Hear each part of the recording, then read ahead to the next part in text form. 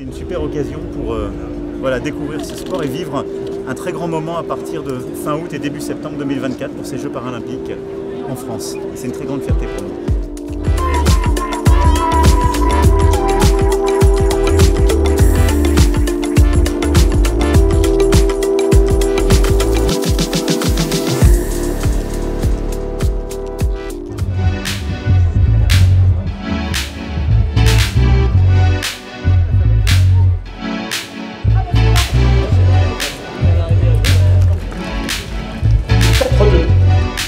Contre-attaque de Sofia.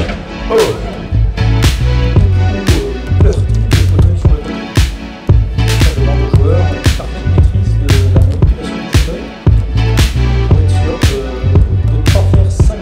Pour l'obtention des Jeux à Paris, nous on a été nombreux, notamment avec le monde associatif, à alerter sur le fait qu'il fallait enclencher dès maintenant tous les travaux d'aménagement et de mise en accessibilité.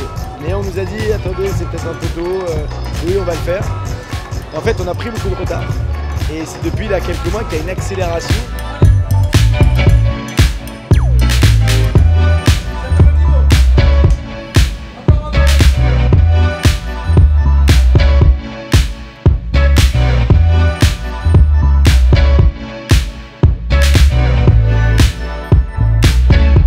Quand on regarde les pays récemment organisateurs des Jeux Olympiques et Paralympiques, que ce soit avec la Grande-Bretagne ou le Brésil en 2012, 2016, 2020, j'imagine que c'est un peu trop tôt pour tirer des conclusions, mais ils ont vraiment réussi à développer leur accessibilité et ils ont vraiment réussi à développer les parasports.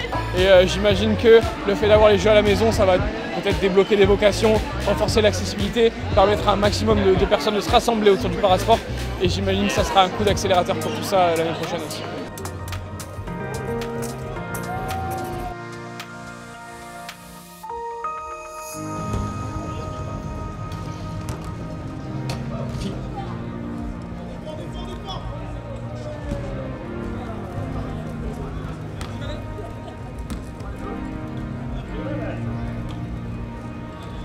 Moi, je vois depuis que j'ai été accidentée il y a plus de 8 ans maintenant, il y a une vraie amélioration au fur et à mesure des années.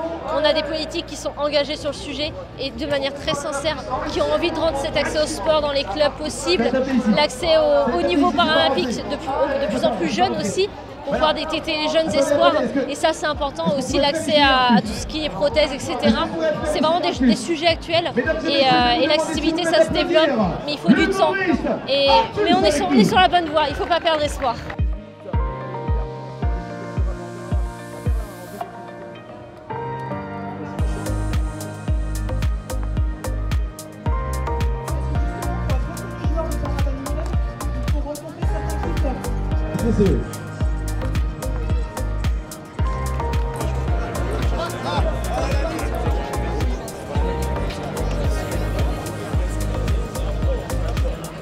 Pour moi, des Jeux réussis, c'est d'abord au moment des Jeux des stades pleins, des audiences records, c'est-à-dire de gens qui ont envie et qui sont pris de passion pour ces athlètes.